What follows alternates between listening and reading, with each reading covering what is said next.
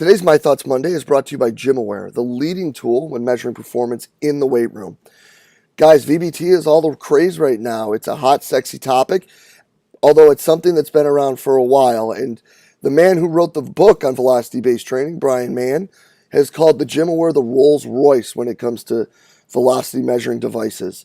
Guys, the ability for you to shoot all your information right up into the cloud and store it right away is enough for me right there to make sure that this is something that I had in my weight room.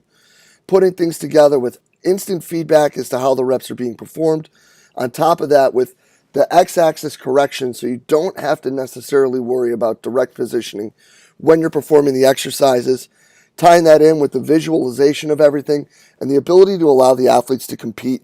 Make this an absolutely stellar tool and something I couldn't recommend you having in your weight room enough. Hop on over to kinetic.com.au today and see everything that they have to offer. Hey everybody, if you enjoy the podcast and the content that it provides, make sure you hop over and check out the all-new Strength Coach Network.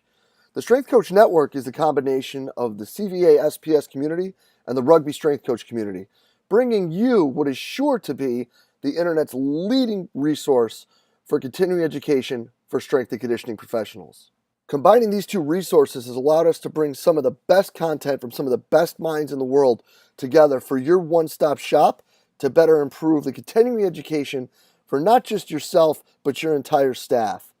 Bringing together all of the lectures from the Rugby Strength Coach community, along with the lectures exclusively done for the Central Virginia Sport Performance community, and all the lectures performed at the Central Virginia Sport Performance Seminar, make this an absolute must for performance coaches around the world. The world-class lectures at the Strength Coach Network are not all that you'll see as well. The discussion in the forums and the support and the career guidance from some of the top practitioners in the world, from people all over the world, makes this an absolute must and a great place for you to network, learn, and grow as a performance professional. So hop on over to strengthcoachnetwork.com and use the code CVASPS, that's C-V-A-S-P-S, to get your 48-hour trial for only $1. We're sure you're going to find great value in the Strength Coach Network and are really excited to have you involved. So hop on over to strengthcoachnetwork.com and use the code CVASPS to check it out today. Hey, what's happening, everybody? DeMayo coming at you with this week's edition of My Thoughts Monday. And today I've got a quick little rant for you, thought for you, as we're rolling in here to work and talking about something that I think that a lot of us are starting to see more and more of. It's something that I think, at least I know I do, but I think that this is something based on conversations I've had with people over the last couple weeks that we can do better at. And that is that the idea of explaining that just because you can do something doesn't mean you should do something. So I want to talk about that in the two realms that are the conversations that I've had with people that have been most common. The first obviously starts with training. Hank said it best, I think. It really might have been his first presentation he gave at the seminar, when he was talking about, his idea of giving them what they need, not what they can handle. And he brought up, something that he has seen, and that is that most coaches would, prefer to outwork their opponents than win. And he talked about how that's, based on anxiety that coaches have, and strength coaches 100% fall into the same realm for the most part, where you're always looking back at what you did, and did you do the right thing, and was it enough, and were things programmed right, and all that stuff. And good, bad, or indifferent, I just think that that's a trait that really comes with being competitive. But there are times of the year where there are things that doing more of, or even implementing it all, are exceptionally powerful. There are times where in the year where it may not be the best time of the year to do that. You know, one of which is when you're looking at the training, when you're in the off season or you're in the early preparatory periods, is taking a look at what you're doing and starting to add more and more to it. Now, are there situations where adding more to the training can be completely and totally viable, acceptable, important, and needed? Of course, right? Of course. You need to be able to do more to elicit adaptations. But in the early preparatory period, when we're talking about building resilience in our athletes and building that kind of general base, I think this is a time where our cohabitation with sports medicine is exceptionally important. So understanding your IRs and understanding your injury history and understanding where the athletes are when it comes to things like that, I feel is exceptionally important, because you're so far away in that early preparatory period. You're so far away from anything that really matters that I think that if you're adding more to the training program to an athlete who is seeing treatment for anything really, I think you're cutting your nose to spite your face.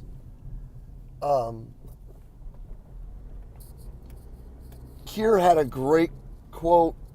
I think he actually might have said it at the seminar in 2018. If not, he said it candidly in meetings, and that's, when we were talking about how we were building the basketball program for the year and how we were looking at things with practice, and it was like, just remember, if you burn the cake in July, it's going to taste like shit in March. He's not wrong. So taking a step back and looking at it, a couple of conversations with some athletes that we have the pleasure to work with, where they're talking about, well, I can do more. I need to do more. I need more training. And it's like, well, but you're on the IR for getting treatment for this, and this. Like, do we think that maybe right now we need to focus on you getting healthy and getting better, so that when we get to the more intense practices where we're adding more volume at practice, you're able to handle that to be able to increase your ability to perform in your sport? And again, I understand that some athletes have some anxiety, and I understand that there are some strength coaches right now probably sitting there listening and being like, yeah, but this kid wants more. Like, you should be there to help them and provide for them and give them more work, and like, you should feed into that, like, because they're wanting to get better. But is what they're wanting actually what's going to get them better? Like, maybe for this athlete to get better, this person just physically needs to recover and get these issues and these dings in the armor fixed, so that when we need them to get better at their sport, they can get better at their sport. So sometimes I really do believe less is more, and that timing is very, very important when it comes to looking at that in the overall big picture. Again, I'm not saying that there are instances where we shouldn't do that and we shouldn't listen to athletes that are coming for more help and wanting to work on things and helping them with that. If that conversation simply was going in a different direction and this young person came to me and said, hey man, like, I've been having issues with my shoulders, or I've been having issues with my knees, or I've been having issues with my ankles, I'm doing some stuff in PT, what can we do in here to help, piggyback on that to make sure that these aren't problems later? That's a totally different conversation, as opposed to having a conversation where it's, well, I need to do more. I can do more. I need to push harder. I need to go do these other things. It's like, if the check engine light's on in your car, you probably don't want to redline it. Let's make sure that we're taking care of what's best for that athlete at that moment. And even though what they think may help them the most, and that's adding volume or increasing intensity, that just might not be the time or the place. So I'm going to take a better step back and make sure that we're taking a better look at how these kids are physically before we start piling more on them. And I'm going to do a better job of communicating why we are or are not increasing those volumes and intensities. And we'll see how that helps. Hopefully that improves discussions, and hopefully that improves the product that we're able to put out in the field, court, turf, track, water, all those different things they compete on. But as always, guys, appreciate everything you do for us here at Central Virginia Sport Performance. We'll be back next week with another My Thoughts Monday. See you then.